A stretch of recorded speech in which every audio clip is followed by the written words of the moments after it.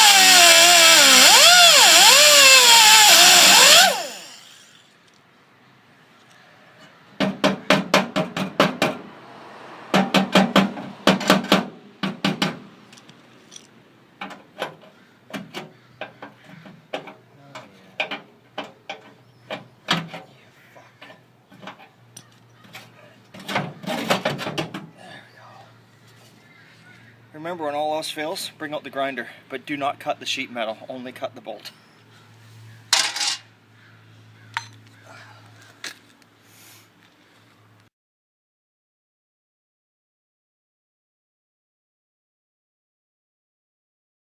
Because we're gonna take the front end off right now, and Lisa's gonna videotape this for YouTube, so you're gonna be on YouTube for the first time. No, you don't. You're all full of dust. Go give yourself a blowjob. I can't. Okay. Let's Too many ribs in the way. Where are you going? We're going to let the front What's end that off. going to clean off? Jesus. Oh, because you're going to put it on YouTube. Well, what do you want me to do? Just help me get the front end off. Okay. Lift and separate. Whoops. Don't like that. Where are we going with it? I don't know. Right here. You're the boss. Okay. There. All right. Thanks a lot. See you later.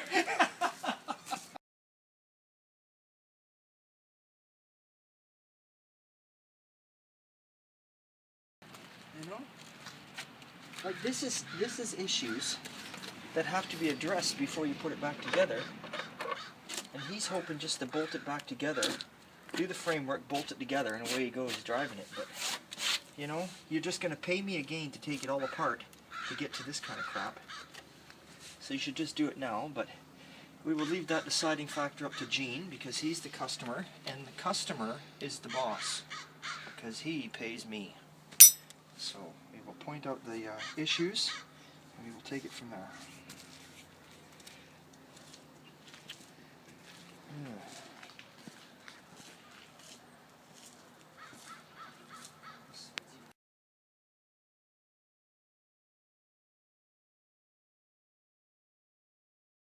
You see, he's got as much common. This one's off already. Yeah, that one's off. See, well, this was your replacement. This big stick. Okay. It was the closest thing he could find to you. He doesn't like you. He tried to go for you. Did I see that? Why are we going backwards? I don't know. Did it spring? Oh, no spring.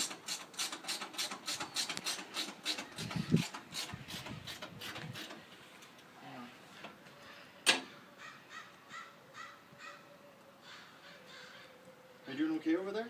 Well, of course. Okay if I go have a beer or something? Sure. I'll have a Paul. Oh, no, you were staying here and holding the hood. Oh.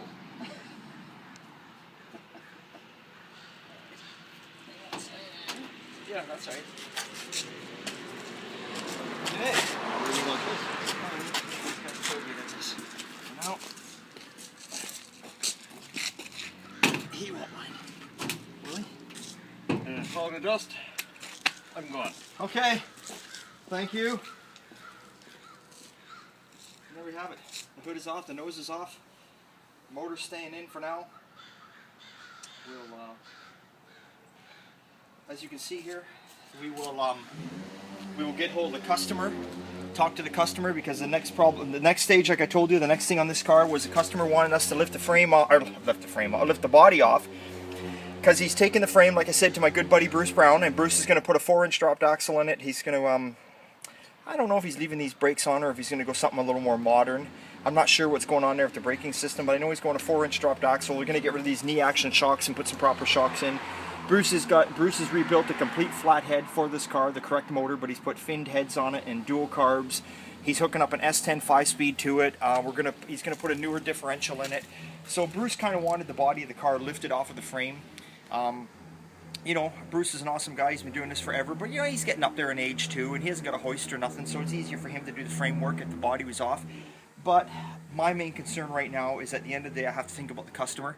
It's always about the customer, and for me, for my good buddy Gene, who owns this car, for me to start lifting the body of this car off of the frame, I don't know if it's such a wise idea. You can see it's quite rusted here. You can see the body mount supports are starting to go here. I mean, look, this is all loose. And I just think at this moment in time, because of this kind of issue and what's going on, I think if you start to lift the body of the body of this car up off the frame, I think you're going to open up a whole fucking can of worms, really. I honestly do.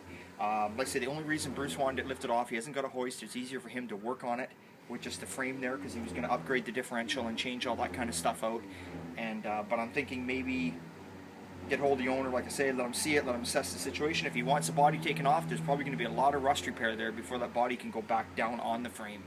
So I think the best scenario in my mind, get the front end work done, get the motor and tranny in, let Bruce do his thing, and hopefully Bruce can handle laying on the floor again and doing the diff under the car. And if not, then maybe we'll bring it over here to my shop, and I've got the hoist here, and I can handle that end of it. But that's all up to these guys, because the last thing I want to do is undercut Bruce out of a job. He's a friend of mine, and I don't do that.